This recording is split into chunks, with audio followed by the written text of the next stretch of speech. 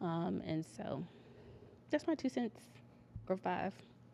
I talked a Interesting. while. And a few things that came up in what you were saying. I remember being raised, and it's a quote that I would hear every time I maybe tried to lay in the bed extra 10 minutes or so. You're not a woman of leisure. I mean, we all joke, we all clearly grew up in the same household, but when you heard Sade come on Saturday morning, you knew that was time to clean the house. Mm. You knew it was time to get up. There was no sleeping in. And the quote always played in my mind, you're not a woman of leisure. And I'm like, what does that mean? What do you mean a woman of leisure? Like, I can't just get extra. I'm tired. I'm sleepy. But it does stem from, again, generational trauma of us having to be laborers. We have to take care of what we own. We have to take care of what we do. We don't have time to just lay around. We got things to do. Things have to be done. There's always something to be done. And I think us being raised and seeing that and seeing the burden that it did play on my grandmother, mother, and other people, aunties and stuff in our family, I think about that painting where it's the black woman sitting at the edge of the bed in her Mm. nightgown and she's looking down and she looks tired, Exhausted. tired. Done. And I think for us, it's kind of us reclaiming what that looks like for us. But we're in a space where we're like, we don't want to be that. I mean, I was young. I didn't seeing my grandmother work so hard. It was like that's taxing. She's tired. There's no one there to tell her, hey, take the extra 10 minutes to sleep. Like, hey, rest. Rest is good. It's always going, going, going. And I do love that for us. But then it leads into the next question. And what you're saying is there resentment? When we do now go, hey, we're not laborers. We don't always have to do this. Is there some form of resentment in that? Um, and who resents us for that change? I'm gonna say yes. Um, I think people who don't know our stories resent us for sure. Mm-hmm. Um, I think society resents it. We could talk about it now as far as like politics go. And I know historically we've been on the right side of history and we've been the ones to speak up, we've been the ones to boycott. And I think another part of it, um, people who potentially resent us may be the older generation. We have more options, we have more knowledge, we have more opportunity, and that's what we're supposed to do. But I can't help but think, that they're a little resentful. I would be because we're human. Mm-hmm. Um, so that's why I try to like make the most of my free will and not necessarily challenge the status quo, but you know, give people what they asking for. Mm-hmm. Cause don't play with me. So it's just I'm not here to work for you. Mm-hmm. This this literally gets into corporate where black women are doing any and everything, not being promoted, not being, they're doing a job of three people, Mm-hmm. being overlooked, not provided opportunities because they're just seen as the workhorse. Mm-hmm. I remember this just brought up a memory. I remember a battalion commander when I was a junior officer in the military. He was like, "You a workhorse," and basically he was like, "That's just what it is." Mm. And I was like, "Noted." I'm about to stop doing everything Mm-hmm. because I was just like, as someone who's just like an overachiever, because we're told and conditioned, and the truth is that we do have to be three times as better to even be considered. Um, and so I would work and work and work and work and work and do this and do that and try to look like a partner. I was exhausted and nobody else was doing that stuff. And I just Mm-hmm. remember having a conversation with probably my first boss in the military. I was like, "You got me doing all this stuff and nobody else doing nothing." And he was like, "Kimberly, what do you do?" I said, I was just quiet for 2 seconds because I was livid.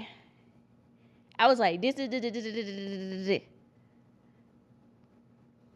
And so part of me wanting to put that cape down was also part of me getting out of the army. Now, don't Mm-hmm. get me wrong, being an officer is challenging. Depending on your job, you may have to do a lot, you may Mm-hmm. not. It just depends. But I was just like, honestly, I was doing more than my peers. I was ranking higher than them, but I could not get the rating that I wanted due to like the politics of when you can get out of the army. Mm-hmm. And I was like, the work is already done. You're gonna get it to somebody else because they want to stay, and this is my work. Right. And I was just like, you know what? Mm-hmm. I'm good. I'm good. And so I've just been trying to focus on my mental health, um, and just mind my business. Because if you don't stop you, God will. He'll sit Mm-hmm. your ass down. Mm-hmm. And y'all don't want that. Because he don't play. So take care of yourselves. Mm-hmm. Was you drink your tea and mind your business? That's all it is to it.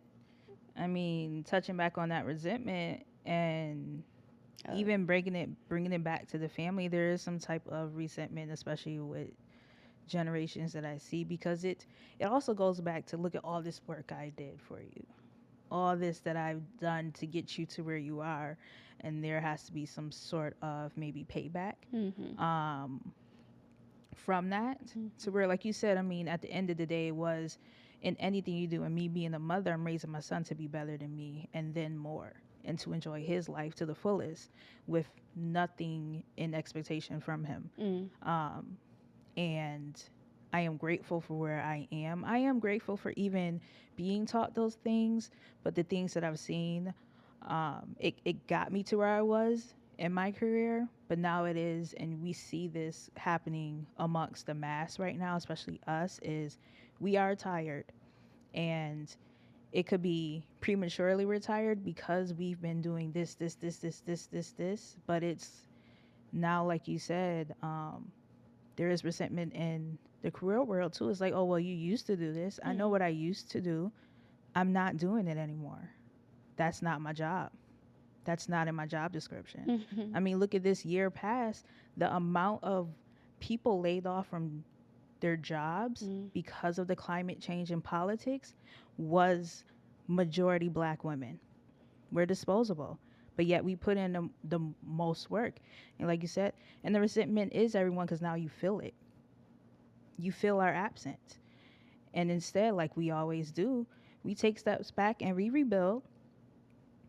It's amazing. I was talking about it before we started filming, but it's amazing the amount of work we can do when we're at our lowest. That is crazy. The thing, I mean, just within this year, my lowest, deaths in the family, deaths in the beginning of the year, dealing with that, dealing with health issues, having cancer screenings, family don't know that, dealing with all that, but then getting demoted, only to get promoted. Like, so many things have occurred, but getting promotion, starting a business, starting this podcast, building a community, all that at my lowest, that's amazing. So watch us when we're not at our lowest, the amount of work we can get done. But again, that's not on us. We're tired. We do want to take the step back. We want to breathe. Hence why we're doing this. We're tired. We need a soft space for us. So in saying the resentment, I feel that, but in your words, no, I don't care. I'm going to disassociate myself with that. It's a tool. It's us living for our lives, and I love that for us. I really do. Listen, I'm not everybody's mammy, all right? And that goes into the guilt. Does the guilt keeps us trapped? I don't feel trapped anymore. I've said things that I may needed to air out in family spaces, and things that we share on here. I don't feel trapped in it anymore. I do think we're breaking the mold, talking about it, and changing our directions. But how do you feel about it? Do you feel trapped? How do you feel? I don't feel trapped. But I definitely used to feel a lot of guilt as I was transitioning to this headspace. Like, as someone who grew up in a deep Southern Baptist church, I felt very Church would be a guilty. whole nother episode. Like, I was like, even though I didn't know, or feel like I knew what God wanted for me. Hmm. I just knew I didn't want that shit for myself. Another episode, weaponizing God. But sorry. I just knew. I was like, if this means I'm not a believer, so be it, because this ain't what my God wants for me. It can't be. It cannot be. So I was like, I literally remember praying a few years ago. I was like, Lord, if this is it between me and you, then so be it. Poor Kimberly. Like, I just want to like hug little Kimberly, because baby, I was in deep. Mm-hmm. I was like, Lord, if this is it, Mm-hmm. then goodbye. I was like, this is what I gotta do. But right now I don't. I feel so free. And when I see like myself and other women, I want to save them, but I can't. That would be labor within itself. Now, my body doesn't feel guilty. I can't afford for my body to feel guilty. My health is my priority, and God has set me down more than once. And so, unfortunately, like, I couldn't carry it even if I wanted to. Right. You know, like, I just can't, and I couldn't. I don't, and I won't. And though I say I'm taking a lot of things as far as no and stuff like that and not feeling trapped, it's an ongoing battle. For sure. It's not, you're not going to wake up and be like, all right, I'm free. It's a lot. It's, for me, it's still continually an ongoing battle for me. It's just I'm further along, or I'm learning more tools on how to get out of it and deal with it. But I do want us all to wake up. And like I said, and I think a lot of us are waking up and like, you know what? Beautiful painting. That ain't me sitting at the side of the bed tired. If I'm tired, let me lay a little bit longer. Let me rest. Yeah. And then here we have an affirmation I want to read out. I'm not built to carry everyone. My softness is not a betrayal. End quote. So that wraps up this episode. There's so much more we could talk about, and I'm sure we'll talk on later episodes. But please share any thoughts you have, any tools. I always say this, tools that you can share with anyone, or anything you want to get off your chest. But again, the mammy thing, look into it, Google it, read it.